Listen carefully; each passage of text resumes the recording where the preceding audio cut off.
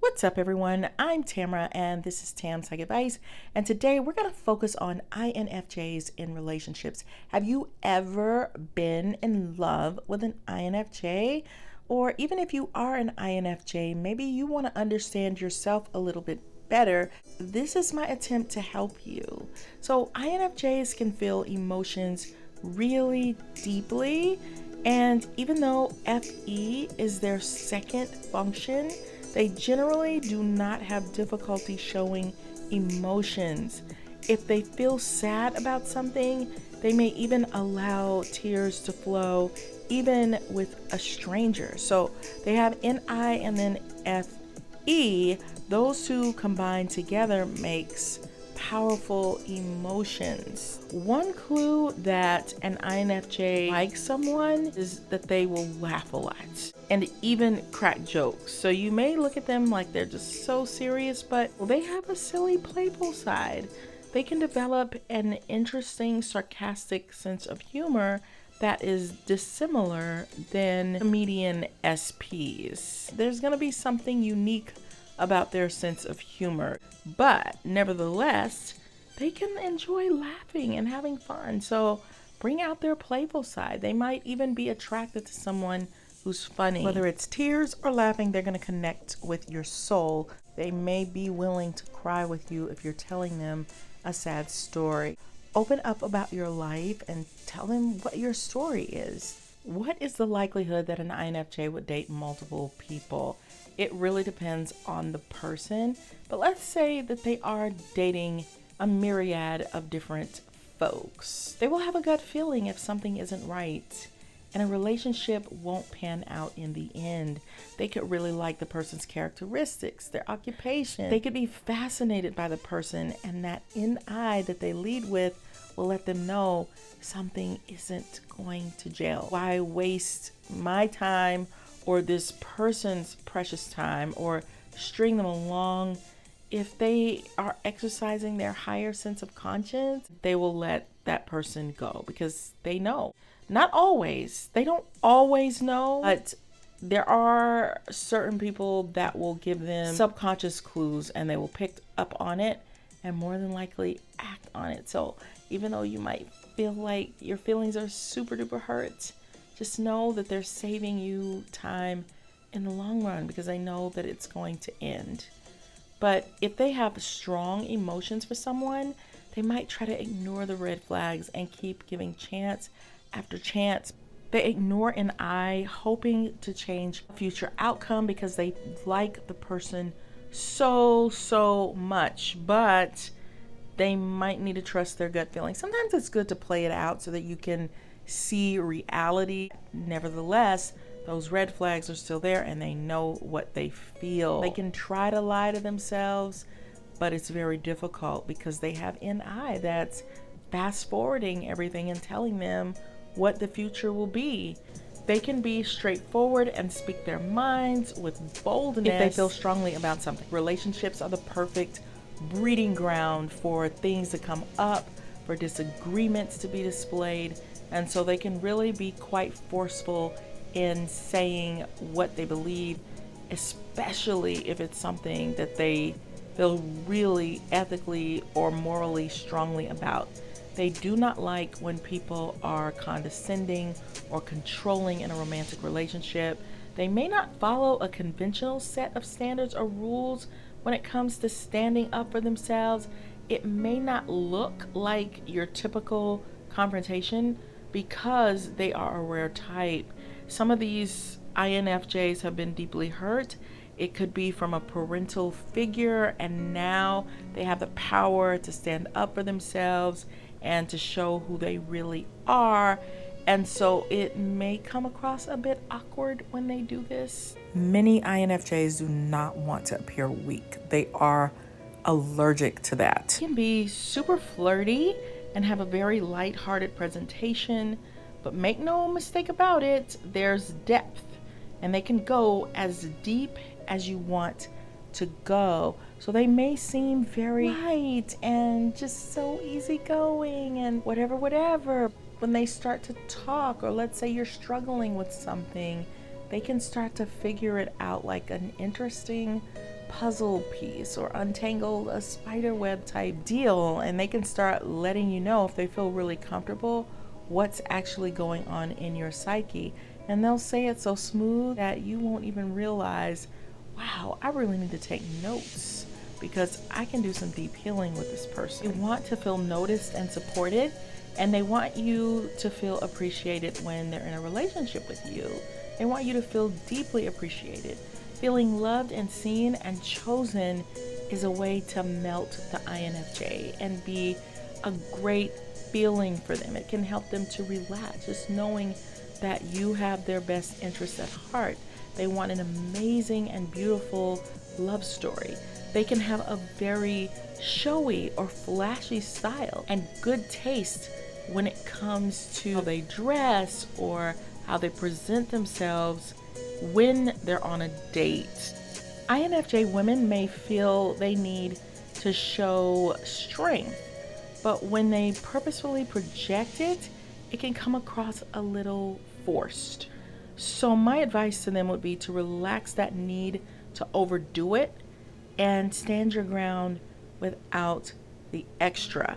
And that's kind of hard for me to explain what I mean.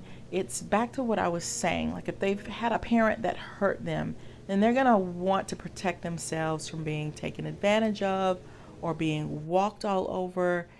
And they can do that easier than what they think they can. I think sometimes they can come on so strong that it becomes unnecessarily offensive, and they can unwittingly do some damage because it's like, what? Like, kind of like a shock. And it's not necessary. Just gently state your point. You can say the same thing using tact, and you can even stick with what you believe in. For example, to wear a mask, not to wear a mask, whichever one you believe in, you can gently state that and insist that this is how you're gonna do things. I think they will intuitively get what I'm trying to say when it comes to dating, mating, and relating. You might not like it, but it's something to think about. Let's talk about arguments. Nobody likes to argue, nobody likes conflict, but embrace it. Don't be afraid of it. We're all afraid of it to a certain extent, but it's a necessary thing. I'm not gonna say that you should drum up junk if you figured out how to navigate in your relationship without all of that.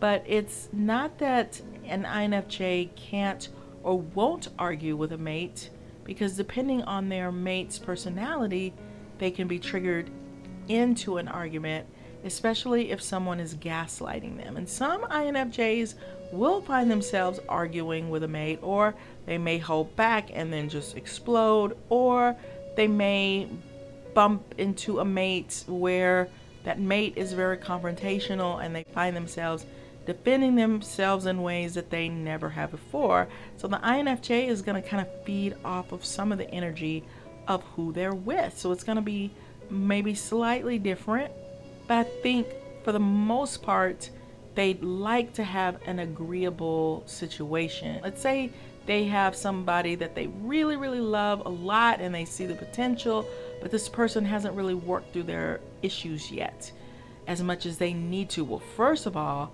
INFJs can be masters at helping people to work through their issues and become a better person and feel better because of it. They have a natural instinct. So because they want to give the person that they're dating or that they're getting kind of serious about the space they need and allow their mate to sit with how they're feeling or how they're acting out when the person is behaving badly. So in other words, instead of just taking jabs, they will give that person space to kind of work through their own stuff. They may not necessarily say, okay, let me jump in, let me tell you about yourself, I'm gonna go off. They may learn to hold back. Let me let you work through whatever it is that you're going through.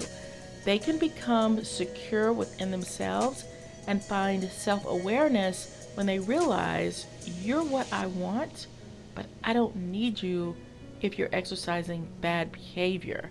They tap into self-love and align with their own values and desires and what they feel they deserve. They might do the tango with you for a while, and then something clicks. Wait a minute, I'm here to help you, to guide you, to connect with you, but I can't do it all. You have to come to some of your own realization, and if you allow me to, I can help you through that. But at the same time, I'm not gonna trade my life for yours. If we're gonna be in such a toxic place, I have the confidence to let you go and say bye if it comes down to that. The tricky part is an INFJ can have an uncanny gut feeling, intuitive, almost psychic knowledge of what's going on with that person. It's like the patterns of that person's inner world will start to come together and they can understand it. The tricky part is they understand it better than that person. Even though it's clear as day to you, it may not be clear to that person.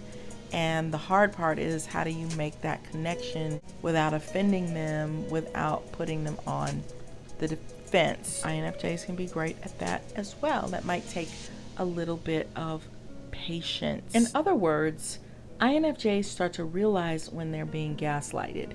And by the way, INFJs, your mates will like it when you settle into a place of confidence, when you find your voice. They find great strength in that. So it's kind of like the other person might be acting badly, but when you are in your peaceful state, then they can actually glean a lot of strength. And not only that, but they will find that very attractive because you're acting in not a nasty way or a petty way, but with calm confidence. You're commanding respect without saying, you better respect me. And that's the magical part about an INFJ. They can naturally settle into that space, that quiet strength. INFJs see certain things happening, but they know their mates may be too closed off at the moment to hear it. But their introverted intuition is a wealth of information and knowledge into someone's healing process. But they recognize when it will do more damage than good. They understand that you can have a great message to give to someone, but if the delivery is off, your mate will never receive it. INFJs put a lot of energy into building themselves up, that they don't want to lose that in an unhealthy relationship. They understand that a healthy relationship takes work to maintain it, which requires openness, communication, understanding, deep understanding, and caring. They must travel with their mate as a team, as a unified front, keeping an open mind to the other person's perspective. And if you are interested and you know that you need to heal, or even if you're an INFJ and you feel like you need to do more healing, then you can check out my book, Flip the Script on Love by Tamara Hunter Zyon. It's on Amazon. And I'm going to take you into my own ENFJ mind, deeper dive into romance and how to heal so that you can be the best you that you can be. I personally feel like in the world of romance, we all try to act like we know what the heck we're doing.